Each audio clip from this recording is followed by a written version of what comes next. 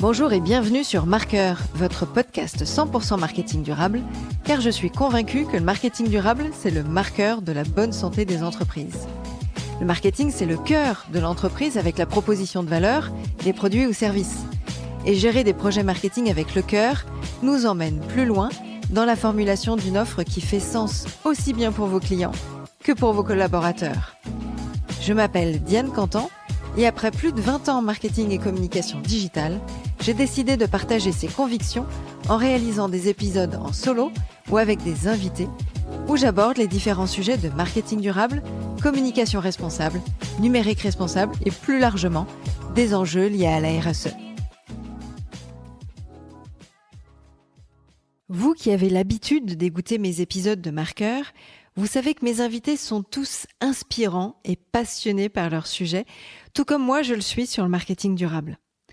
Lors d'une rencontre organisée brillamment par Alban Rouvière de Trust Team Finance en février 2024, nous avons découvert le sujet de l'ESS, l'économie sociale et solidaire, avec deux intervenantes, et je souhaitais creuser le sujet avec l'une d'elles.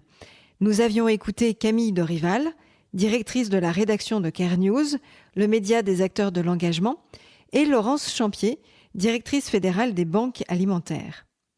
Étant curieuse de nature, une des qualités primordiales quand on fait du marketing, je ne connaissais pas bien le sujet des aides alimentaires et je voulais savoir comment les entreprises du secteur s'emparent de ces préoccupations et est-ce que toute entreprise, finalement, tout secteur confondu, peut avoir un rôle à jouer dans la lutte contre la précarité alimentaire et le gaspillage alimentaire.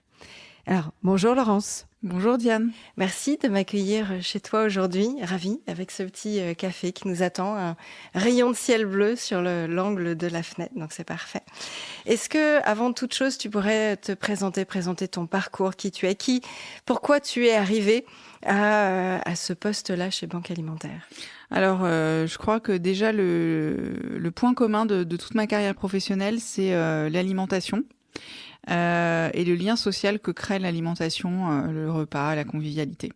J'ai commencé dans la communication tout de suite après mes études d'histoire de l'art.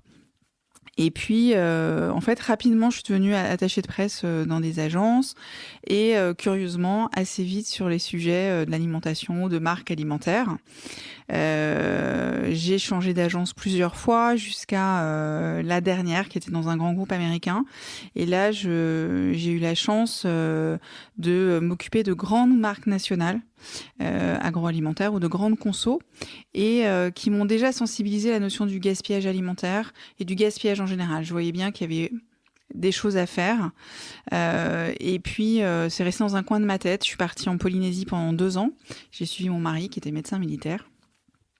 Donc on est parti vivre cette aventure en famille et à mon retour j'avais pas très envie de retourner en agence en fait, simplement parce que je pense que j'étais passée à une autre étape de ma vie, que ma petite parenthèse polynésienne était un peu dure à digérer aussi, voilà, même si je suis une Parisienne vraiment pure souche et de cœur, la Polynésie me manquait, j'avais pas envie de me retrouver dans un bureau, donc je me suis dit écoute, pendant 1 an donne-toi la chance de pouvoir faire ce que tu as envie de faire et donc de faire du bénévolat.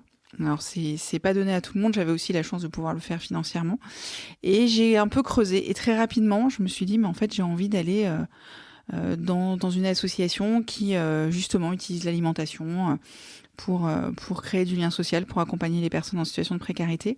Et complètement par hasard, je suis tombée sur une émission, comme quoi dans la vie, et quand on est communicante, ça, je pense que ça touche aussi de Jean-Luc Delarue sur la précarité, et il parlait des banques alimentaires. Et donc, comme je suis curieuse de nature, tu le disais dans la com, ça fait partie des choses. J'ai cherché et très rapidement, je me suis rendu compte qu'on avait un réseau en France de banques alimentaires et qu'ils cherchaient une chargée de communication bénévole. Voilà. Donc, quel alignement de vie. Quel alignement, exactement. Et donc, j'ai rencontré Alain Sauger, qui était le président de l'association à l'époque, et qui m'a dit, Laurence, venez, évidemment, je vous accueille, il y a tout à faire. Il n'y a pas de charte graphique. Il y avait très peu d'outils de communication. Le réseau n'était pas connu du tout du grand public. Ça a un peu changé aujourd'hui. Et puis, surtout, il me dit, mais là, vous restez... ok, vous me dites 1 an, mais non, mais vous restez toute la durée de mon mandat.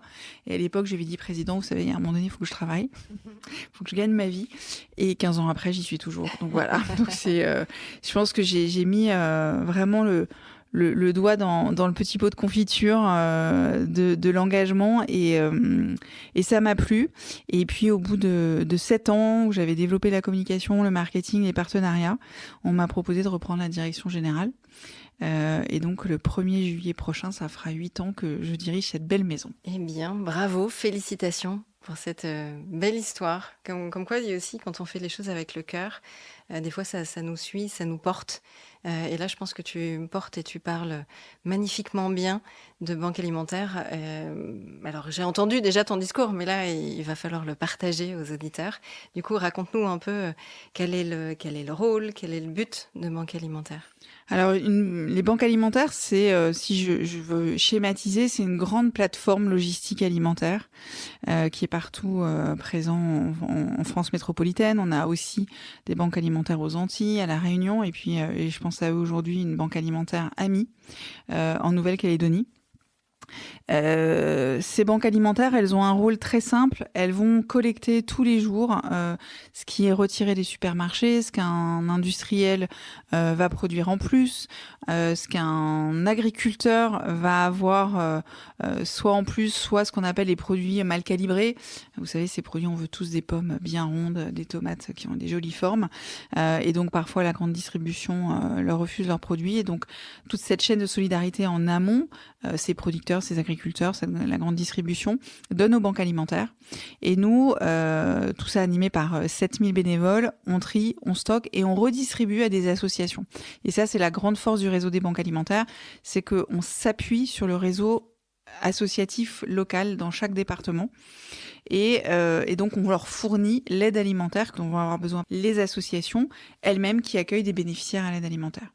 Et aujourd'hui, on accueille au travers de nos 6000 associations partenaires, alors il y a des épiceries sociales, il y a de la maraude, il y a des chantiers d'insertion, il y a des centres d'hébergement, à peu près 2,4 millions de personnes qui bénéficient donc de l'aide alimentaire au travers des banques alimentaires. Et 6000 partenaires. Et je le disais tout à l'heure, on a 7000 bénévoles qui, tous les jours, viennent, se lèvent très tôt le matin, prennent les camions, vont chercher les denrées alimentaires, les trient, les stockent, les redistribuent. Et c'est l'équivalent. Aujourd'hui, on a 40 ans cette année. Je pense qu'on a dû distribuer l'équivalent de 6 milliards de repas depuis la création des banques alimentaires en 84. Ouais, c'est énorme. Donc voilà, c'est énorme. C'est énorme et en même temps, on n'a pas envie d'avoir une croissance exponentielle sur ce sujet-là, parce que si croissance il y a, sous-entendu, un besoin énorme des populations en difficulté. C'est quoi les chiffres clés en France? Alors, les chiffres clés, aujourd'hui, on évalue... alors, il y a la guerre des chiffres. Hein. Moi, je suis pas statisticienne, mais on évalue à peu près à 10% de la population qui vit sous le seuil de pauvreté. Donc entre 7 et 8 millions de personnes en France. Et les réseaux d'aide alimentaire accompagnent, donc il y a les banques alimentaires, on est les premiers réseaux d'aide alimentaire, il y a les Restos du Cœur qui sont également très connus dans le champ de l'aide alimentaire, la Croix-Rouge et le Secours Populaire, vraiment des 4 grandes associations qui œuvront sur le champ de l'aide alimentaire. On accompagne environ 5,5 millions de personnes. Et c'est vrai que ça augmente. Ça, il faut pas... voilà, sans être pessimiste, il faut être réaliste. Depuis la crise du Covid, on a vu une augmentation extrêmement significative. C'est plus 35% de personnes depuis 2020 qui ont recours à l'aide alimentaire. Un peu de positif quand même, c'est qu'en 2023, là, on est en train de consolider les chiffres. Je dirais que le chiffre se stabilise. Et ça, c'est plutôt une bonne nouvelle. Par contre, ce qu'on voit, c'est que les personnes qui sont à l'aide alimentaire aujourd'hui ont un besoin qui est plus prégnant et qui dure plus longtemps. C'est-à-dire qu'on voit ce que nous, on appelle dans notre jargon le nombre de passages. Donc, les personnes ont besoin de nous plus souvent et viennent plus souvent dans les associations. Voilà, donc une petite stabilisation du nombre de personnes, mais par contre, pour celles qui sont inscrites, un recours à l'aide alimentaire qui s'est accru.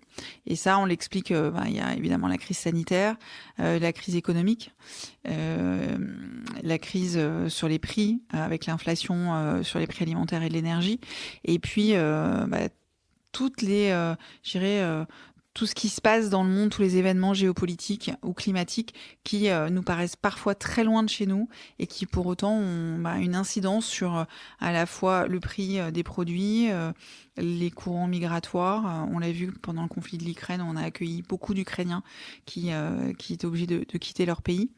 Et là, on a évalué à peu près à 150 000 personnes qui ont été aidées.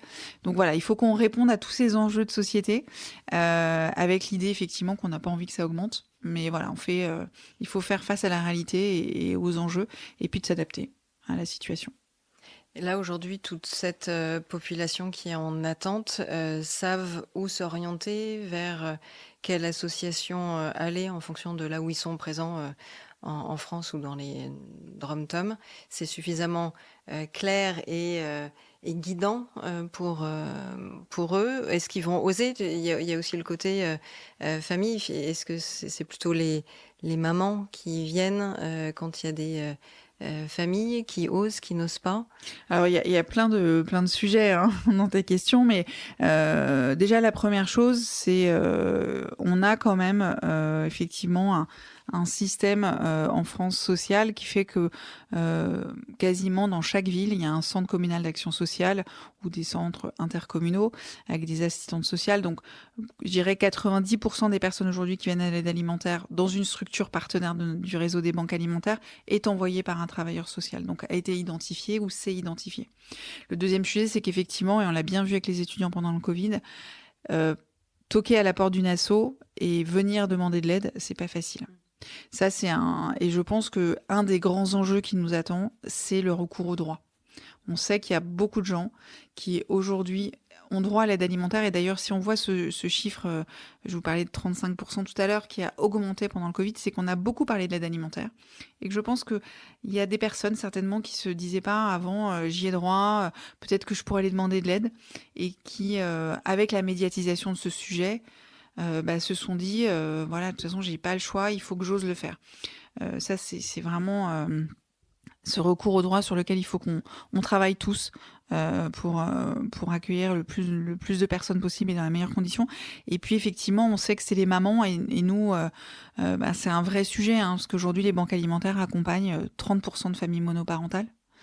Et quand on creuse un peu plus, 70% de ces familles monoparentales ont un enfant de 0 à 3 ans. Donc on a aussi une précarité infantile aujourd'hui dans notre pays qui ne fait qu'augmenter. C'est 135 000 bébés l'année dernière qui ont eu besoin, au travers de leur maman, de produits, que ce soit des produits alimentaires, mais des produits d'hygiène. C'est ça, il n'y a pas que l'alimentaire. Il n'y a pas que l'alimentaire. Quand tu parles de bébé, on imagine tout ce qui est à côté, qui est indispensable. Exactement, et puis c'est aussi d'accompagner ces mamans au travers d'actions d'accompagnement. Ça va être des ateliers sur l'estime de soi. Je suis parent précaire, mais comment je peux prendre soin de mes enfants? Est-ce que je peux demander de l'aide? Enfin, il y a aussi tout ce sujet autour de l'aide alimentaire que moi je trouve passionnant. C'est que finalement ça devient un prétexte. Et qu'en poussant à la porte d'une association, en recevant un colis, eh bien, il y a bien plein d'autres sujets qui peuvent être abordés. Le sujet de la parentalité pour les parents, mais ça va être des sujets de prévention santé pour des personnes qui ont des soucis de santé. Un petit chiffre, 16% des personnes qui viennent à l'aide alimentaire aujourd'hui sont diabétiques, c'est 6% dans la population générale. Donc il y a des enjeux de santé publique aussi qui peuvent être décelés et qui peuvent être appuyés. En tout cas les politiques publiques qui peuvent être appuyées par les associations. Et là aussi, je pense que c'est un des enjeux auxquels il va falloir qu'on fasse face dans les années à venir, d'avoir une meilleure coopération, coordination et de s'appuyer sur nous, sur des sujets comme le diabète, les maladies cardiovasculaires ou l'obésité. Oui, et ça, c'est sûr que quand on veut prendre soin de son corps, il faut faire attention à son alimentation. Mais quand on n'a pas les moyens, il y a des fois, il y a des choix à faire. Ouais, les moyens ou les moyens financiers, mais les moyens aussi d'outils pour cuisiner. Je veux dire, nous, on est dans une vie confortable, on a tous une plaque électrique, un congélateur, un micro-ondes et un lave-vaisselle. Là, on vient de faire une étude, on s'est rendu compte que 8% des personnes qui venaient dans nos ateliers d'accompagnement n'avaient pas de plaque électrique. Ce qui est un peu gênant Ce qui est un peu gênant pour cuisiner. Quand tu n'as qu'un micro-ondes ou une bouilloire, bah, ça réduit ton champ quand même de capacité à pouvoir cuisiner et donc aussi profiter, entre guillemets, des produits qui sont donnés à l'aide alimentaire. Nous, on se fait vraiment, on a un objectif de distribuer des produits frais qui sont les plus proches possibles des recommandations nutritionnelles qui sont données par le programme national nutrition santé. Et idéalement, il faudrait que toi et moi, on mange 33% de fruits et légumes par jour. Aujourd'hui, les banques alimentaires, on distribue à peu près 26%. Ok, on distribue des fruits et des légumes à des personnes qui n'ont pas la capacité de les faire cuire. On va manger du brocoli cru ou les pommes de terre crues. Et voilà, des pommes de terre. Donc ça se mange pas. Donc il y a aussi tout cet accompagnement qu'il faut qu'on arrive à mener et encore une fois qui dépasse. Et moi, c'est vraiment ce qui me passionne. Je dirais la distribution en elle-même de produits qui sont de première nécessité, qui sont des produits alimentaires. Mais tout ce qu'il y a autour est tellement passionnant et il y a des champs à ouvrir. Voilà, et puis on voit que chacun, quelle que soit en fait sa situation sociale, qu'on soit en situation de précarité, qu'on ait plus de chance, l'alimentation c'est un lien social extraordinaire. Chacun a une recette préférée ou un petit truc qui est donné par sa grand-mère. Voilà, j'ai assisté à des ateliers cuisine, à des ateliers bon geste et bonne assiette avec des personnes qui venaient d'autres pays, avec d'autres cultures et qui disaient ah non mais moi voilà, ma grand-mère, elle utilisait le za'atar dans les recettes. Qu'est-ce que c'est que ça ? Et le za'atar, c'est une épice qu'on utilise beaucoup au Moyen-Orient, au Liban, que moi je connaissais pas du tout. Voilà, ou alors moi, bah non, en fait, le riz que tu manges toi, c'est pas du tout le riz que je mange chez moi, c'est plutôt le riz du riz rond. Enfin, il y a vraiment des échanges et qui permettent aussi, je pense, à chacun de se valoriser. Voilà, c'est des petits pas, mais autour d'un lien qu'est l'alimentation et qui en fait favorise plein de choses. Alors, tu as parlé de plein de chiffres. Quand on parle d'un budget moyen de français, on se dit avec tout l'ère du digital qui est arrivé, avec des appareils comme un smartphone qui est de plus en plus cher. C'est hallucinant quand tu vas dans des boutiques et tu vois sur un neuf d'ailleurs, on pourrait se dire est-ce qu'il y a réellement besoin de racheter un smartphone neuf dans mon esprit numérique responsable. Mais au final, est-ce que tous ces à côté qui permettent d'être dans la normalité de jeunes, d'enfants, autres, est-ce que c'est pas au détriment de cette proportion de l'alimentation ? Aujourd'hui, le budget alimentation, c'est le premier poste de dépense des ménages. Donc ça, c'est la variable d'ajustement.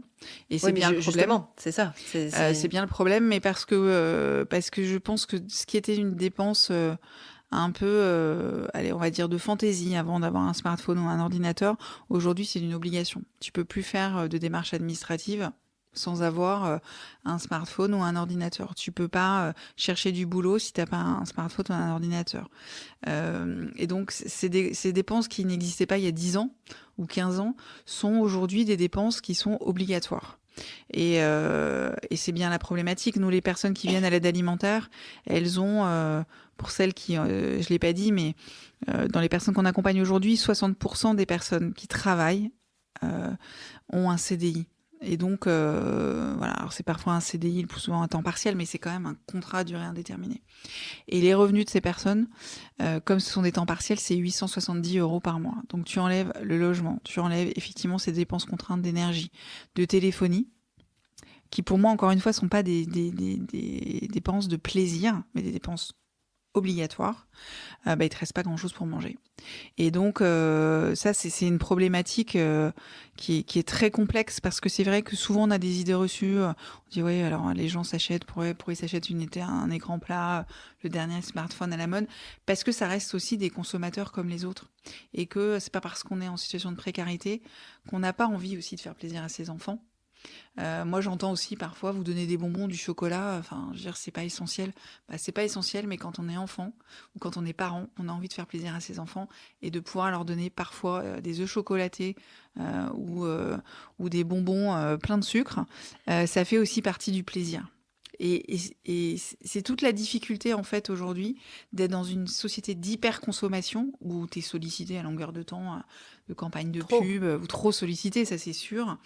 Et en même temps de déjà subir la précarité, d'être dans une situation où tu dois compter le moindre euro et finalement d'avoir une double peine, d'être un peu scruté dans les dépenses que tu vas faire parce que tu les mérites pas finalement, parce qu'on peut se poser la question, en tout cas il y a peut-être des gens qui se la posent, et en même temps de subir le fait que tu n'aies pas d'autre choix que de quand même d'aller demander de l'aide. Donc voilà, je pense que on doit donner déjà, nous, l'exemple. On a la chance de pouvoir avoir le choix.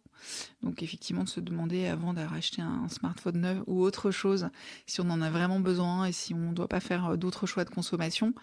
Et puis après, voilà, laisser ce petit espace de liberté quand même aux gens qui ont moins de chance que nous. C'est clair. Oui, bien sûr, l'hyperconsommation, c'est le petit acronyme du bisou à chaque achat à faire. Est-ce qu'on en a réellement besoin ? Est-ce que c'est un achat immédiat qui doit être fait ? Est-ce qu'on n'a pas déjà quelque chose de semblable ? Est-ce que d'où vient l'origine de ce produit-là ? Est-ce qu'il a été fabriqué à l'autre bout de la planète ? Et le dernier, est-ce que c'est réellement utile dans son environnement global ?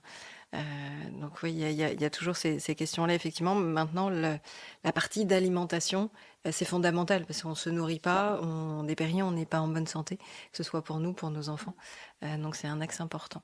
Merci du coup pour toutes ces précisions du volet, un peu quel est le rôle et l'impact. Et l'impact est fort là pour le coup parce que c'est l'élément basique, l'alimentation. On peut se passer d'autres choses.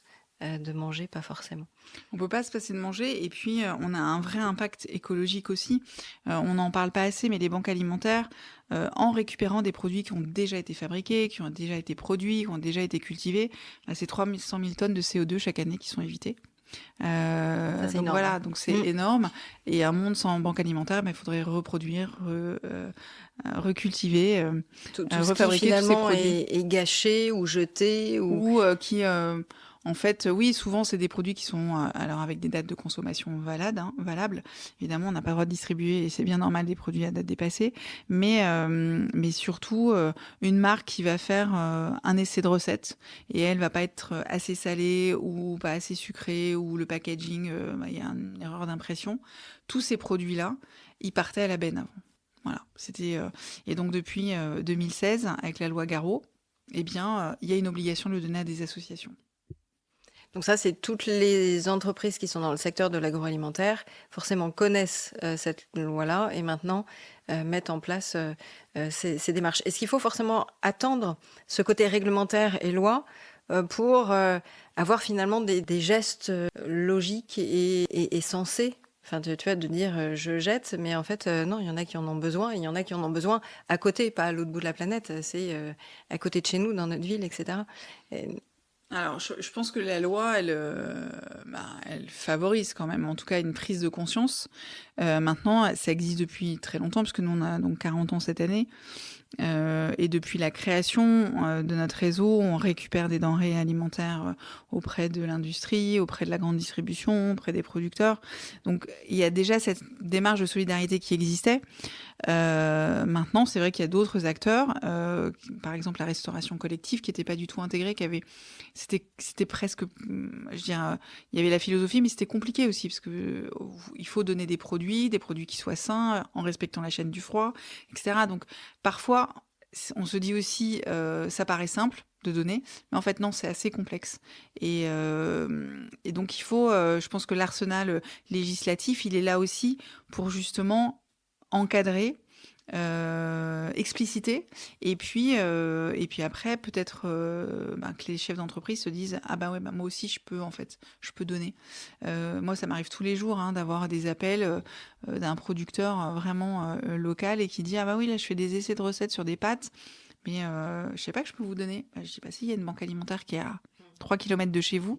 Donc appelez-la et elle prendra vos produits. C'est vrai que parfois c'est difficile quand tu as un producteur, je vais prendre un producteur de farine qui fabrique de la farine en sachet de 10 kilos.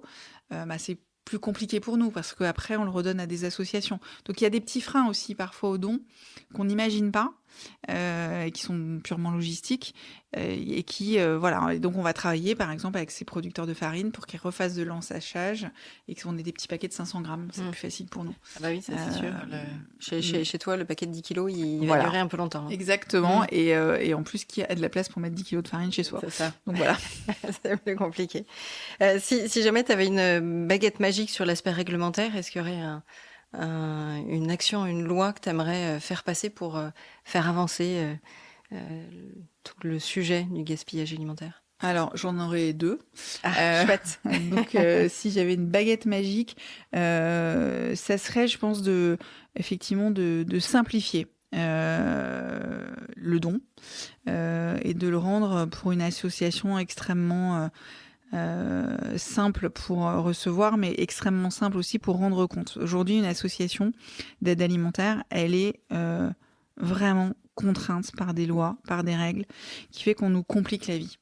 Donc cette première baguette magique, j'aimerais bien qu'elle serve à, en fait, voilà, qu'on ait un coup de fil, qu'on dise oui, que les denrées alimentaires arrivent et que on n'ait pas des tonnes de contrôle derrière pour savoir comment a été distribué le produit, où est allé le produit, enfin voilà, que ça soit plus simple. Et la deuxième chose pour lutter, alors pas tellement contre le gaspillage, parce que je pense qu'aujourd'hui la loi Garot vraiment a sensibilisé les personnes, mais c'est plus sur l'incitation sur le don volontaire dont je t'avais parlé. C'est qu'il y ait de plus en plus d'entreprises qui puissent, dans le cadre de leur production, et que ça soit là aussi peut-être soutenu, parce qu'on est un pays quand même assez généreux, on a une fiscalité qui incite aux dons en France également, qu'on puisse avoir des entreprises, il y en a déjà, il y a Vivesia par exemple, avec la farine Francine qui a mis en place une campagne de dons volontaires, on a Nestlé qui nous a rejoint l'année dernière aussi. On va y revenir. Et que voilà, qu'il y ait de plus en plus d'entreprises qui se disent mais je dois intégrer dans ma politique RSE le don. Et le don en nature, et que justement la loi puisse peut-être encore plus valoriser ce don en nature qu'elle ne le fait aujourd'hui. On a besoin de bénévoles, mais on a besoin de produits, et si on n'a pas de produits, on n'a rien à distribuer. Donc voilà, c'est vraiment de pouvoir favoriser ce don en nature. Et puis peut-être un troisième petit coup de baguette magique aussi, c'est que la loi favorise et valorise l'engagement des salariés. Moi, j'ai plein de copains autour de moi qui ont envie de s'engager, mais c'est pas forcément facile de dire à son N+1. Alors là, je voudrais passer au 4/5e, et le 5e jour, je voudrais m'engager dans une asso. C'est un peu tabou parce que j'entends parfois ah ouais, mais quand tu fais du bénévolat, c'est vraiment du travail. Venez passer une journée dans une banque alimentaire, vous verrez que du bénévolat, c'est un vrai engagement et qu'on a besoin de compétences. Et ça, le mécénat de compétences, y a pas beaucoup d'entreprises qui le connaissent, c'est pas tellement valorisé, il y a encore des freins fiscaux. Donc voilà, un troisième coup de baguette magique, ça serait sur l'engagement. Il y a une loi là qui vient de passer pour le don de congé et de RTT, c'est super, mais voilà, peut-être le rendre obligatoire aussi, ou je sais pas, ou... Alors, parle-nous un peu plus de cette loi. Là, alors, elle est pas. J'ai vu qu'elle loi était parue. Je suis pas sûre que les décrets d'application soient déjà. Donc 16 avril 2024. 2024. C'est tout récent. C'est quelque chose pour lequel les banques alimentaires militent entre guillemets depuis longtemps. C'est qu'effectivement, comme c'est le cas aujourd'hui, on peut faire ses dons de RTT ou de congé à un de ses collègues quand il a malheureusement une situation familiale compliquée ou pour s'occuper d'un de ses enfants malades ou conjoints. eh bien, ça a été élargi au monde associatif. Et donc ça, c'est chouette parce que ça veut dire que effectivement, quand on a un solde de congé, on peut, si l'entreprise s'est engagée dans cette démarche, faire don et transformer ces jours de congé en dons monétaires qui vont être donnés à des associations.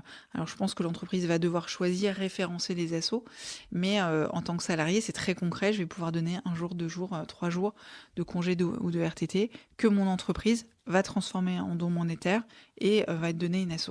Et comme on a besoin aussi d'argent pour fonctionner, c'est une manière peut-être aussi pour les salariés aujourd'hui de s'engager sans que ça soit très coûteux en temps, mais finalement très concret quand même. Je donne une journée de congé ou je donne une RTT. Alors c'est pas de montant concret, c'est pas moi qui vais aller porter des cajots, mais en tout cas une partie de mes congés va servir. Oui, c'est symbolique aussi, c'est de se dire, c'est au lieu de symbolique. partir, de prendre ces jours-là pour soi, finalement, on en fait don à une autre cause, À une autre qui a cause, du sens. exactement.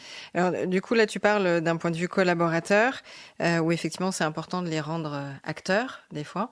Donc, on peut les rendre acteurs de cette façon-là. Ils peuvent eux-mêmes faire du bénévolat sur leur journée de congé. Tu as parlé un petit peu de mécénat de compétences.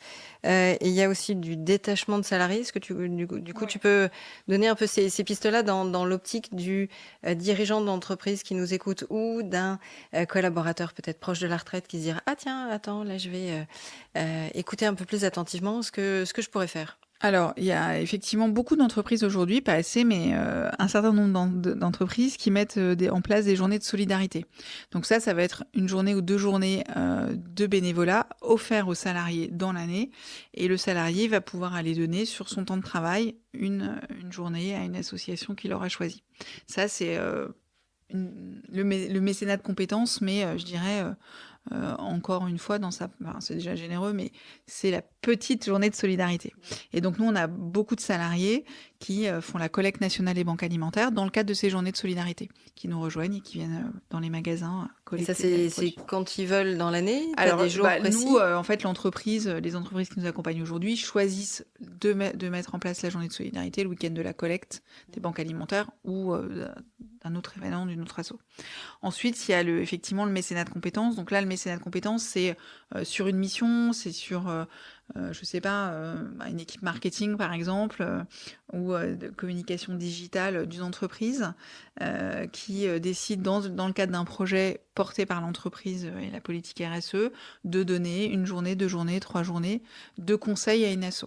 Et donc là, il détache du temps de cerveau pour aider une asso sur une problématique, une campagne digitale, ou comme c'est le cas pour nous, on en parlera peut-être sur notre campagne publicitaire. Donc ça, c'est du mécénat de compétences qui est inscrit et qui correspond à une mission plus construite. Et puis après, il y a le mécénat de compétences longue durée ou détachement de personnel. Là, c'est des salariés qui vont être complètement détachés de leur entreprise et qui vont venir pendant, alors c'est le cas aujourd'hui de ce qu'on appelle le temps partiel senior, pendant 18 mois, 2 ans, 3 ans, en fin de carrière, dans une association. On en a 12 actuellement, nous, à la fédération. Je crois que c'est 160 dans le réseau en 2023. Et ce sont des entreprises comme BNP Paribas, Orange ou d'autres qui détachent, qui envoient leurs salariés, qui restent salariés de leur entreprise de départ, mais qui sont envoyés à temps partiel ou 100% de leur temps pour rendre service à une association. Et ça, c'est extrêmement précieux. Et c'est connu ou pas connu? Parce que moi, cette notion-là de détachement de salariés en fin de carrière, j'en avais jamais entendu parler. Alors, c'est très connu, c'est-à-dire qu'il y a beaucoup d'entreprises qui ont signé, je crois, il y a 1 an et demi ou 2 ans, une tribune dans laquelle, en tout cas, des entreprises du CAC 40 s'engageaient à développer le mécénat de compétences. Ça, sur les grandes boîtes. Voilà. Aujourd'hui, c'est assez bien intégré encore quand on travaille beaucoup avec les ressources humaines des grands groupes, pour que ça soit intégré et proposé aux salariés. Ce que moi, je constate, c'est qu'il y a, en fait, c'est plus les salariés qui sont en demande et qui parfois vont voir leur RH en disant dis donc, en fait, est-ce que tu connais le mécénat de compétences, et je rejoindrais bien les banques alimentaires, est-ce que tu crois que c'est possible? plus qu'une démarche Dans l'autre sens. dans l'autre sens, malheureusement. Et surtout, ce que je dois dire, c'est que c'est ouvert à toute taille d'entreprise. C'est-à-dire une PME aujourd'hui qui a un cadre qui a deux ans de la retraite ou à quelqu'un qui est au sein d'un atelier qui a 2 ans de la retraite et qui, en fait, se retrouve pas dans l'entreprise dans laquelle il est, a peut-être des difficultés aussi à se projeter dans cette future vie de retraité qui est quand même, voilà, pour beaucoup de personnes peut-être synonyme de liberté, mais aussi qui peut être faire un peu peur, hein, de plus travailler, et bien d'avoir la possibilité, même à leur échelle, même en étant une très petite entreprise ou une PME, de pouvoir détacher un salarié. Fiscalement, là aussi, il y a une aide de l'État. Et donc, Est-ce que c'est aussi intéressant pour des PME? ah oui, je veux dire, c'est intéressant, c'est un pourcentage du chiffre d'affaires qui sera donné en réduction fiscale. Et puis, ce qui est génial, surtout, c'est que c'est gagnant-gagnant, parce que le salarié qui est détaché, il a choisi l'asso où il veut aller, et il donne de son temps avec beaucoup d'engagement. Et puis, souvent, ces salariés qu'on a eus avec nous pendant 2-3 ans restent comme bénévoles après. Donc, voilà, je trouve qu'on valorise à la fois cette fin de carrière qui parfois est douloureuse, et surtout on facilite cette transition à la retraite et au bénévolat, à l'engagement. C'est ça. Et proportionnellement, dans les bénévoles, la tranche d'âge est plutôt justement post-retraite. Ah clairement, hein, chez nous, 65% des bénévoles ont plus de 65 ans. Donc voilà. Oui, parce qu'il y a encore cette dynamique ce dynamisme, on va dire, cette capacité de faire intellectuellement, de passer du jour au lendemain à ne rien faire, on tourne en rond, hein, chez soi. Ou alors c'est la cause de divorce, parce que de dire mais non, il n'y a pas besoin de t'avoir si près tout le temps. Donc c'est l'occasion de s'investir aussi autrement. Donc c'est intéressant. Oui, et puis on savoir. acquiert des compétences toute sa carrière professionnelle, des expériences, des expertises, et je pense que ce qui fait aussi l'engagement, et d'ailleurs quand on pose la question à nos bénévoles, pourquoi vous venez, et d'ailleurs c'est la même réponse que pour les personnes qui viennent à l'aide alimentaire dans des assos, hein, c'est pour le lien social. Quand vous avez une vie professionnelle riche, quelle que soit la carrière qu'on ait faite et le niveau dans l'entreprise, retrouver des collègues tous les jours, il y a le café, voilà, il y a ces moments de convivialité qui, une fois qu'on est à la retraite, disparaissent. Alors on peut après faire plein d'autres choses, hein, mais nous, c'est vraiment un marqueur très fort quand on leur demande pourquoi ils s'engagent, c'est le lien social, et puis c'est la transmission. On n'est pas une asso comme les autres, hein, on gère des produits alimentaires, des produits sensibles, donc on a beaucoup de personnes qui viennent elles-mêmes du monde de l'agroalimentaire, qui ont été en directeur qualité, dans la logistique, et qui retrouvent finalement, ce que je pense est assez plaisant, des réflexes professionnels dans un cadre bénévolat. Et donc, voilà, ça marche bien. On a 7000 bénévoles. Le nombre de bénévoles, il augmente chaque année. On a cette chance-là. Mais on en a toujours besoin. On a, je crois, 1000 offres de bénévolat aujourd'hui qui sont ouvertes. Donc, voilà, s'il y a des gens qui veulent s'engager. Et c'est vrai aussi qu'il faut être clair. Comme on est une association ouverte du lundi au vendredi, on n'est pas ouvert le soir, on ne fait pas de distribution le week-end et pas de distribution directe. C'est vrai qu'on s'adresse aussi à des bénévoles qui ont du temps dans la journée. Voilà, contrairement à des associations qui vont faire qui vont faire de la distribution directe ou des actions de maraude, par exemple, qui là peuvent accueillir des gens qui sont plus jeunes ou des personnes qui travaillent et qui veulent donner de leur temps le soir. Voilà, donc nous, on est plutôt sur un profil de retraité. Tout le monde s'y retrouve après. Exactement. Tout le monde s'y retrouve et voilà, on a des bénévoles heureux parce que la durée moyenne d'engagement, c'est 10 ans. Donc, Ah oui. Je crois qu'ils sont assez contents d'être chez nous. Voilà. Ouais. Et oui, forcément. Donc là, on a vu un axe potentiellement que l'entreprise peut mettre en place dans une démarche RSE, de pouvoir apporter des pistes d'accompagnement de bénévolat auprès des collaborateurs, mais ça n'a pas d'impact là sur business model en tant que tel. Tu l'as un peu évoqué tout à l'heure, mais du coup, j'aimerais bien qu'on y revienne. Tu as cité l'exemple de Nestlé, ou de pouvoir se dire comment je l'intègre finalement dans ma démarche produit, dans ma démarche prix, dans ma démarche de production de manière globale. Comment ça se passe si tu cites l'exemple de Nestlé ou d'autres, et potentiellement, est-ce que tout type ou toute taille d'entreprise peut y participer? Alors, la réponse est oui. Je pense que quel que soit son secteur d'activité, toutes les entreprises peuvent y participer. Alors, chez Nestlé, ils ont fait le choix, en travaillant avec nous, de donner une petite partie de leur production, de dédier une partie de la production de 3 produits, dans 3 usines, et une fois par trimestre, la matinée est consacrée. Donc, les produits sont les mêmes que ceux que tu vas pouvoir acheter dans la grande distribution, en supermarché, de dédier cette partie de la production aux banques alimentaires.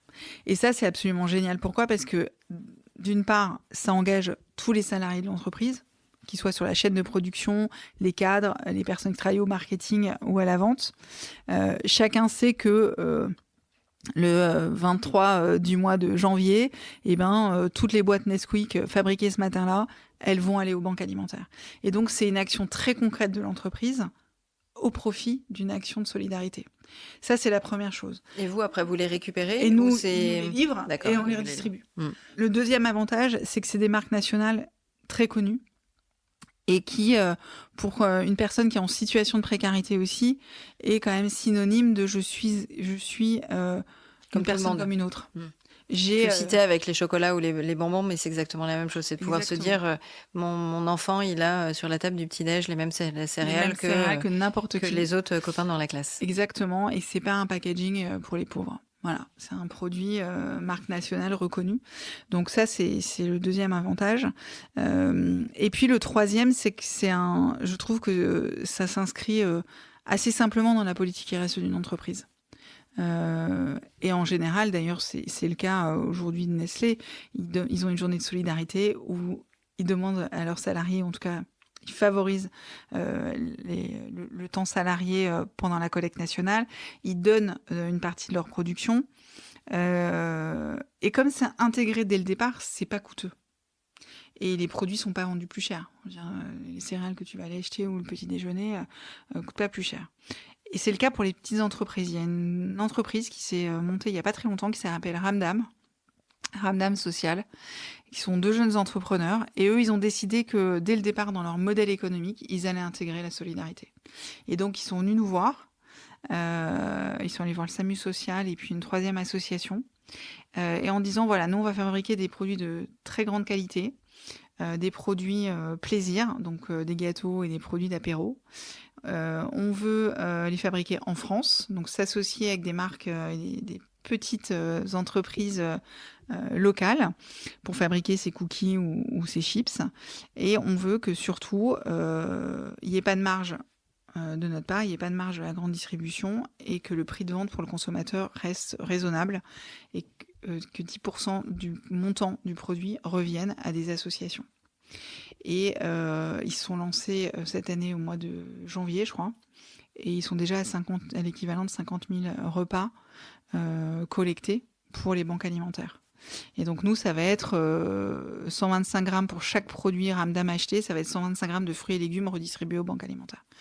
Et donc, on voit bien qu'on soit un grand groupe ou une petite entreprise, si c'est intégré... Tout le monde peut s'impliquer. Voilà, s'impliquer avec un impact qui est un impact... Qu'est-ce qu'il y a de plus simple que d'aller acheter un paquet de chips ou un paquet de cookies, qui en plus sont super bons, sont fabriqués en France, sans que ça te coûte plus cher sur ton ticket de caisse, quand tu passes à la caisse, et en même temps, tu fais du bien. On n'est pas sur l'arrondi solidaire à la fin de la caisse en se disant on donne quelques centimes à la fin. Mais c'est plutôt dans l'intégration d'un prix ou d'un prix plus juste. Il y a cette notion de bénévolat. Non pas que de la part de j'ai le prix juste entre le consommateur et le producteur, comme on peut l'avoir ou comme je l'ai souvent abordé, pour faire en sorte que ça coïncide bien et que ce soit juste à ce niveau-là. Mais là, carrément, tu intègres aussi cette idée de don et de part de don vers une association. Donc ça, je trouve ça génial parce que c'est aussi l'implication forte d'une entreprise et de se dire, voilà, nous, on a envie de soutenir telle ou telle association. Il peut y en avoir 1, 2, 3, là, ce que tu citais. Donc, c'est plutôt génial comme idée. Elle est hyper simple. Et dans le marketing, ils le mettent en avant sur le packaging ou pas? Ah oui. D'ailleurs, leur packaging Au-delà des campagnes de pub, tu vois. Ah ouais. Non, le packaging, il est clair. Le nom, voilà, il s'appelle Ramdam Social. Tu vois très bien tout de suite que quand tu achètes ton paquet de cookies, il va aux banques alimentaires et sous quelle forme il est transformé. Et après, évidemment, voilà, comme c'est des jeunes entrepreneurs, ils ont plein d'idées marketing. Ils ont fait une super campagne avec Franprix, là, où ils ont collé des affiches en disant nous, on veut se faire un max de pognon. Enfin, voilà, ils ont détourné, en fait, leur projet d'entreprise d'une manière hyper intelligente et moi je suis assez fascinée en fait de voir justement souvent on décrit la jeunesse comme pas engagée, assez individualiste, etc. Ou très influençable. Et en fait là je me dis c'est des jeunes très engagés et qui justement utilisent l'influence à bon escient. Exactement. Donc on peut l'utiliser, c'est cette vraiment une influence-là super dans le campagne. bon sens. Et c'est je leur souhaite vraiment la plus belle des aventures d'entrepreneurs et puis plus de produits et de fruits et légumes pour les banques alimentaires. C'était un super exemple. Donc là, appel à toutes les entreprises dans le secteur de l'agroalimentaire de pouvoir repenser au niveau du marketing, de l'offre, de réintégrer cette notion-là et de rechanger un peu le business model par rapport à ça. Au-delà des entreprises de l'agroalimentaire, est-ce que n'importe quelle autre entreprise peut aussi s'impliquer, s'investir? Tout à l'heure, tu as parlé du hors alimentaire avec l'hygiène, mais est-ce que tu penses aussi à d'autres actions? Les autres actions, c'est vrai qu'une entreprise aujourd'hui qui change sa flotte de camions ou qui va changer, j'en sais rien, son mobilier de bureau, peut donner à une association. Et là aussi, ça peut faire l'objet. Alors je parle beaucoup de fiscalité, mais parce qu'on est dans un pays très incitatif. Mais en tout cas, le nerf de la guerre des dirigeants et du DAF qui va passer derrière. Exactement. Qui se dit. Mais du coup, ça va donner quoi? Voilà. Donc, il faut pas hésiter parce qu'une association, en tout cas comme les banques alimentaires, nous, on a 500 camions, on sillonne les routes de France tous les jours. Donc, on a besoin de camions, on a besoin dans la logistique, on a besoin de rack. Vous venez visiter une banque alimentaire, ça ressemble à un entrepôt logistique classique. Donc, il faut pas hésiter à les donner. Ça peut être du matériel de bureau. J'ai un épisode là-dessus sur l'aménagement de bureaux éco-responsable. Nous, on a en fait notre siège là à Montparnasse. Et je vais dire 90% des bureaux sont des bureaux qu'on a récupérés dans une tour de la Défense qui fermait après le Covid. Donc ça, c'est une manière de s'engager qu'il faut vraiment valoriser, favoriser et puis en parler. Oui, parce qu'on pense souvent à du don financier, mais il y a aussi du don matériel. Enfin, il y a du don temps-homme, du don matériel, du don financier. Ouais, et le don matériel, il est extrêmement important parce qu'on sait bien qu'il y a des amortissements. Quand on achète un transpalette dans une entreprise logistique, au bout de 5 ans, pour des questions d'amortissement et là aussi de finances, c'est bien de changer le matériel. Et une banque alimentaire, elle sera ravie de récupérer un transpalette qui a 5 ans et qui fonctionne parfaitement bien. Voilà, donc et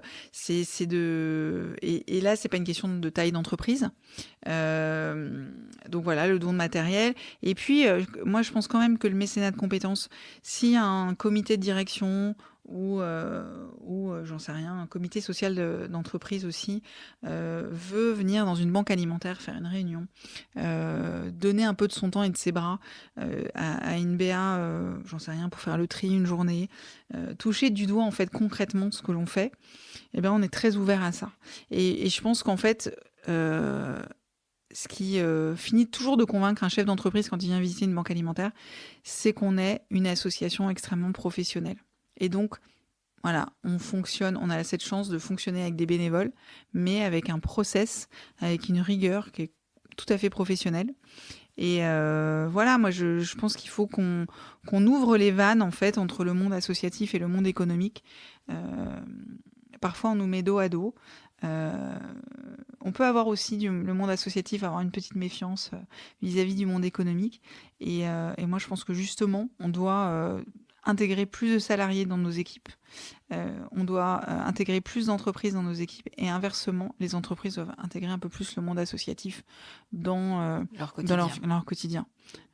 Voilà, moi je refuse jamais d'aller à une pause déjeuner présenter aux équipes les banques alimentaires, par exemple. Il n'y a pas très longtemps, j'étais dans un grand cabinet qui vend des études à toute la grande distribution et à l'industrie.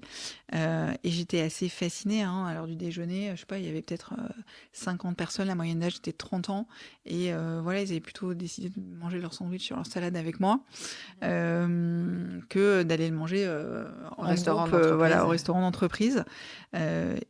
Et après, il y a, on va dire 50% de ces personnes qui sont inscrites pour faire la collecte. Génial. Donc, voilà. C'est pour ça que j'avais envie aussi de te donner la parole pour donner des envies et inciter aussi certains à agir ou à faire appel à toi. Tiens, viens, Laurence. En fait, c'est simple. Je pense que il faut être simple. Il faut être simple, il faut être sincère. Tu le disais au départ. Moi, je trouve qu'on a de plus en plus d'entreprises quand même qui se mobilisent et qui, effectivement, peut-être parce que les banques alimentaires ont cette réputation de sérieux et de rigueur.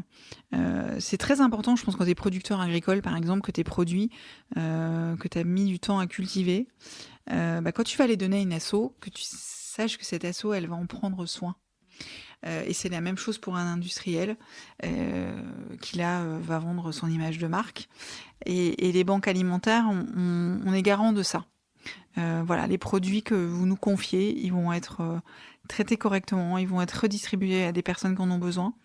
Et surtout, ils vont avoir une utilité sociale qui dépasse bien grandement, je pense, effectivement, une dimension financière ou un retour sur investissement. Parce que vos salariés vont être fiers de ce que vous faites. Parce que parfois aussi parmi vos salariés, il y a des gens qui ont besoin, qui vont à l'aide alimentaire et vous le savez pas. Donc voilà, je pense que la philanthropie à l'américaine est bien plus simple pour ça. On se pose moins de questions. C'est vrai qu'en France, on est toujours... Voilà, on est assez manichéen, il y a les gentils, il y a les méchants, il y a l'entreprise, il y a les assos. Voilà, moi je pense que la philanthropie, et qu'on peut être chacun philanthrope à notre mesure, doit s'intégrer dans le quotidien et voilà, et je suis pas une sainte, j'ai des défauts comme tout le monde, mais en tout cas, voilà, j'ai la chance d'avoir un métier aujourd'hui qui a du sens et qui en tout cas correspond à mes valeurs, mais que c'est pas difficile en fait. Voilà, rejoignez ce grand mouvement de la solidarité. Quel beau message. J'aurais encore une question sur, alors tu l'as évoqué un petit peu tout à l'heure, comment est géré le marketing et la communication chez Banque Alimentaire? Comment ça se passe? Alors ça se passe comme beaucoup d'assos avec très peu de budget. Vous pouvez l'imaginer. On a la chance, depuis quasiment mon arrivée en 2009, d'être accompagné par Australigad, qui est une agence de publicité extrêmement connue, qui s'appelait Saatchigad et qui maintenant a fusionné avec Australie, et qui nous accompagne en pro bono sur toute la communication médias. Donc c'est eux qui font toutes nos campagnes de pub, notamment nos campagnes de pub pour la collecte, qui nous accompagnent pour aller chercher des espaces gracieux, parce qu'on n'a pas les moyens de s'acheter des pages de pub ou des espaces publicitaires à la télévision.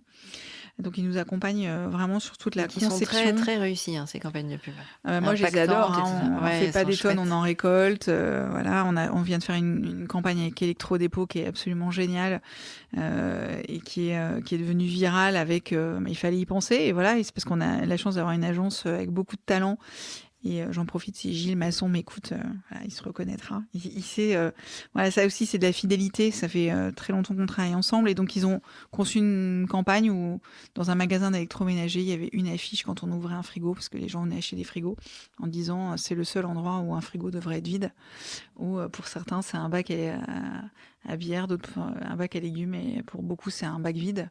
Voilà, donc ils trouvent toujours, en fait, ils nous connaissent bien, ils trouvent toujours la petite accroche qui va aller, qui nous ressemble. Et ça, je pense que c'est très important et qui en même temps va aller toucher les gens au cœur. Donc ça, c'est pour la partie pub. Pour le reste, tout est fait en interne avec une directrice de la communication. On a une personne qui est en mécénat de compétences. Et puis une chargée de com interne. Donc voilà, c'est une équipe très réduite qui est aussi, je pense, bénéficie aujourd'hui justement de ce dont je te parlais tout à l'heure, c'est-à-dire qu'on a beaucoup parlé des banques alimentaires pendant le Covid. Et donc, c'est un cercle un peu vertueux, c'est-à-dire que plus tu vas avoir des gens qui parlent de l'aide alimentaire, plus on va parler des banques alimentaires, plus la communication va se faire de manière, je dirais, assez naturelle. Et puis il y a plein d'applis qui se sont mises, je pense à Too Good To Go, quand on est sur du plus proche, magasin, restaurant, boutique, boulangerie, tu vois, de la récupération. Il y a la sensibilité au gaspillage alimentaire. Exactement. Aujourd'hui, elle est, je pense qu'il y a la campagne de pub d'il y a quelques années sur les fruits et légumes moches, ça c'était génial aussi de se dire oui, en fait il a le même goût, même si ma carotte elle est déformée, oui, mais elle sort de la terre comme ça. Elle sera un peu plus compliquée à éplucher, mais elle aura le même goût. Exactement. Voilà. Ouais. Donc oui, donc voilà, pour revenir à la communication des banques alimentaires, c'est un tout petit budget, mais on a la chance d'avoir un partenaire très fidèle. Pro bono, donc ça complètement pro bono. Alors on paye les frais techniques, ouais. ce qui est normal. Notre dernière campagne, le film, c'est Thibaut de Montalembert qui nous avait offert sa voix pour faire la voix off du film. Donc le précédent c'était Marina Foïs. Voilà, donc on a toujours aussi soit des personnalités, soit des créatifs qui ont envie de s'engager à nos côtés. Alors, on n'a pas de parrain, on n'a pas de marraine. C'est un peu un choix. On me pose souvent la question de savoir, mais pourquoi vous n'avez pas votre Adriana Carambeu C'est ce que j'allais dire. Et en fait, on a fait le choix. On a vraiment un réseau de territoire. On a une banque alimentaire dans chaque département. Et on a fait le choix de se dire, il vaudrait mieux qu'on ait un parrain ou une marraine locale. Et pourquoi ? Parce qu'on a un ancrage local, on a un acteur de terrain. Et aujourd'hui, on a Tony Estanguet qui est le parrain de la Banque alimentaire de Bayonne. On a Mado la Niçoise qui est une humoriste qui est la marraine de la Banque alimentaire des Alpes-Maritimes. Voilà, et on doit avoir une 40aine ou 50aine de parrains aujourd'hui, locaux. Et la deuxième chose, parce que c'est très difficile de trouver un parrain qui fasse l'unanimité. La notoriété fait qu'aujourd'hui vous pouvez être très très très connu et très très apprécié et que le lendemain vous soyez porté hégémonie. C'est la dure loi. Ouais. Donc voilà. Et puis moi je pense que la dernière chose aussi, je le dis avec beaucoup d'humilité, mais on a inventé ce concept des gilets oranges qui en fait est je dirais, l'outil fédérateur de nos bénévoles, ces fameux gilets de sécurité, quoi. Tous nos bénévoles portent aujourd'hui, et qu'en soi, c'est un outil de communication, et quand on se reconnaît déjà nous, et ça devient un terme générique, en fait, quand on parle des gilets oranges, et les gilets oranges des banques alimentaires. Donc voilà, c'est une idée qui a rien coûté. Je l'ai eue en regardant une photo un jour de toutes les associations dans une manifestation. On rappelait à l'État et à nos politiques que l'aide alimentaire européenne était vraiment primordiale. Et je me suis dit, mais on nous voit très très bien avec ces petits gilets oranges. Voilà. Et je me suis dit, mais pourquoi ça... creusons ce sillon. Et c'est devenu maintenant notre marque de fabrique. Donc voilà, il y a à la fois des gens dont c'est le métier, et puis après, parfois des idées comme ça qui deviennent... Souvent, il faut suivre ses intuitions aussi. Exactement. Maintenant, s'il y a dans les personnes qui t'écoutent, des annonceurs ou d'autres agences, notamment sur le digital, qui veulent nous aider, on les accueille avec grand plaisir. Le message est passé. Du coup, on laissera bien évidemment toutes tes coordonnées dans le résumé, dans le descriptif de l'épisode. Est-ce que tu aimerais aborder d'autres points avant qu'on passe à ma séquence classique de questions écoutez, je crois que j'ai tout dit. Après, encore une fois, n'hésitez pas. Invitez les banques alimentaires, allez les rencontrer sur le terrain. Et puis, ça, c'est un message fort aussi pour l'ancrage territorial. Quand on parle de la RSE, souvent un axe où on ne sait pas trop par où y aller. Sur ce côté côté volet sociétal, ça peut être une bonne astuce. Pour une entreprise qui est basée dans le Maine-et-Loire, si elle est de la Banque alimentaire du Maine-et-Loire, elle va aider des personnes en situation de précarité dans le Maine-et-Loire. Voilà. Ouais, oui. Donc, Ce qui en semble fait, on logique, fait du circuit court, nous. Ouais. Mais ce qui est bien. Top. Alors, si on passe à ma séquence classique pour mes invités, mon podcast se nomme Marqueur, aborde le marketing durable, marqueur de la bonne santé des entreprises. Parce que quand on fait du marketing avec le cœur, on embarque les gens plus loin. Tu l'as utilisé tout à l'heure, cette notion de marqueur en lien social, qui est un marqueur fort, j'ai entendu ça. Je le retiens à chaque fois. Et en même temps, sur tes campagnes de pub qui vont chercher aussi les gens avec le cœur. Est-ce que ça t'inspire aussi d'autres choses, ce nom-là de marqueur? Alors, un marqueur, je dirais, malheureusement, on dit souvent quand on fait une prise de sang qu'on regarde les marqueurs oui, c'est pas en forcément général, des bons signes. Voilà, c'est pas forcément bon signe. Non, je pense que effectivement, c'est un des marqueurs, la solidarité dans la société dans laquelle on vit, l'engagement. Le fait de regarder l'autre, voilà, et je pense qu'une entreprise aujourd'hui qui n'a pas compris que d'engager ses salariés, d'engager son projet d'entreprise, mais de le faire avec sincérité, bien sûr, c'est une entreprise qui, à un moment donné, on le voit bien, le monde change, aura du mal à fidéliser les personnes qu'elle va recruter, aura peut-être même parfois du mal à vendre ses produits, parce que au-delà de la sincérité, on n'est pas dans le pays des bisounours. J'en ai bien conscience, mais si les choses sont pas faites avec sincérité, on est très vite démasqué. Et donc voilà, en dehors et je dirais au-delà du rapport RSE que doit faire une entreprise, j'ai en tête une petite entreprise qui aujourd'hui engage, je crois qu'ils sont 120 salariés, il y en a 90 qui font la collecte et ça fait plus de 10 ans. Voilà, sans faire de bruit. Et en discutant avec la responsable RSE, elle me disait que c'est même dans le cadre des entretiens de recrutement aujourd'hui, justement un marqueur fort de dire on est engagé aux côtés des banques alimentaires et si vous nous rejoignez, voilà ce qu'on fait de concret. Voilà. Ils font plein d'autres choses à côté pour d'autres assos. Mais moi, je suis hyper fière quand je me dis qu'aujourd'hui, dans une marque employeur, les banques alimentaires, ça rentre dedans. Voilà. Ah oui, mais c'est génial. Donc voilà, ce que ça m'inspire. C'est un des choix d'investissement fort ou de donner du sens aussi à un nouveau job. Exactement. C'est un collaborateur qui arrive dans une boîte, c'est souvent parce qu'il a l'image de l'entreprise, il y a des valeurs qu'il a envie de partager, une mission forte, un sens qu'il a envie de donner. Et ça, c'est chouette. Et ça, il faut l'entendre. Je pense que la génération qui arrive, là, elle a envie de ça. Voilà, et peut-être moins le prestige de l'entreprise que quelle est l'empreinte de l'entreprise. Et oui, on a toujours notre 2050 avec les 2 tonnes par an par Français qu'il faut atteindre. Donc le tout est de se dire comment on y va et comment l'entreprise s'engage aussi là-dedans. Est-ce que tu aurais un éco-geste que tu as envie de partager ou un éco-geste que font tes enfants ou que toi tu fais côté perso, côté pro? Alors moi, mes éco-gestes, c'est d'essayer de jeter le moins possible de ce qu'il y a dans mon frigo. Et alors, ça peut paraître très simple, mais c'est vrai que moi, je suis toujours effarée par le nombre de poubelles qu'on descend. D'ailleurs, personne ne se bat pour descendre la poubelle. Je pense que dans toutes les familles, c'est la même chose.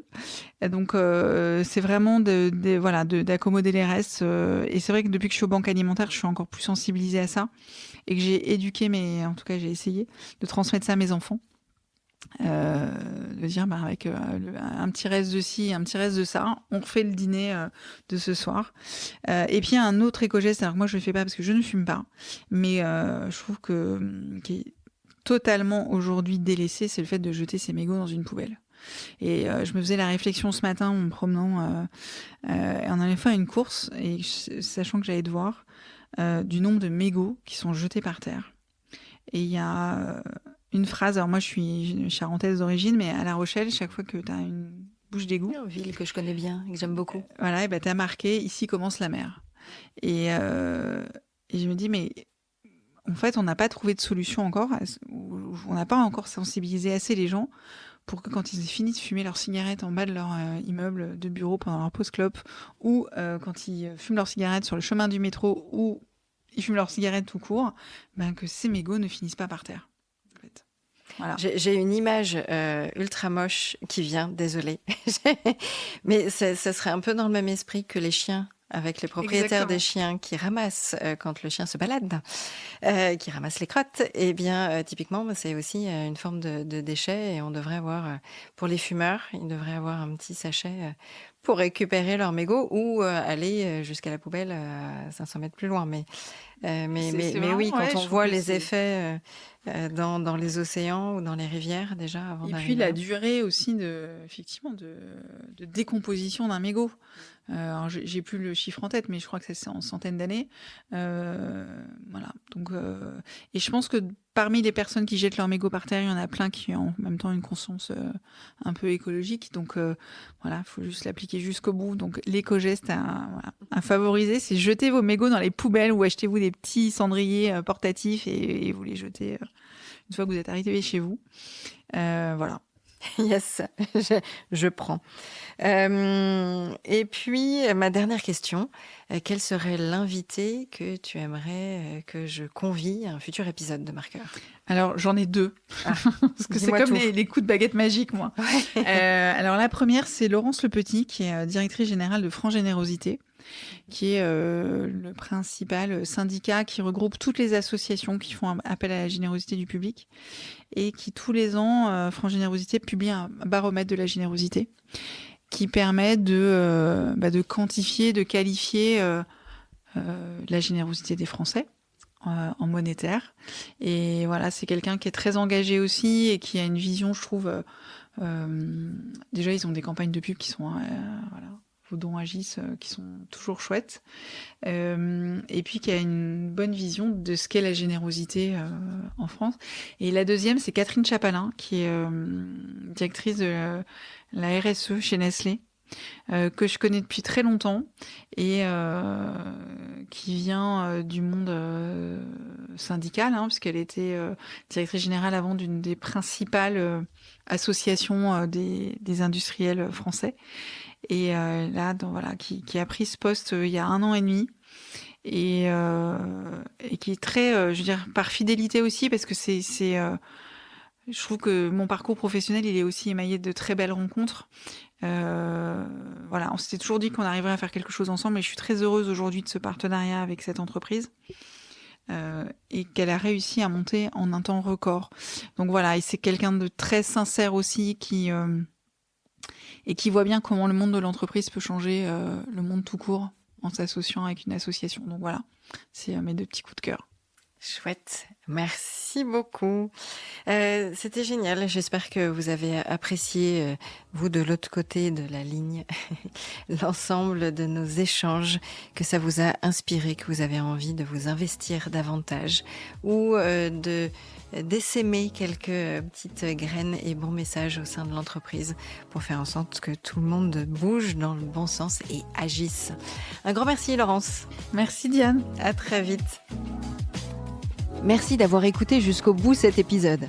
J'espère que mon invité ou mes invités vous ont inspiré et donné envie de passer à l'action. Alors n'hésitez pas à mettre 5 étoiles sur votre plateforme d'écoute favorite. Vous pouvez évidemment me laisser un message sur LinkedIn ou Instagram en m'indiquant les sujets que vous aimeriez que j'aborde et les invités que vous aimeriez entendre. J'ai besoin de vos likes et abonnements pour faire connaître mon podcast. Alors n'hésitez pas à en parler autour de vous et à partager sur les réseaux sociaux. Allez, je vous dis à très vite. Ciao.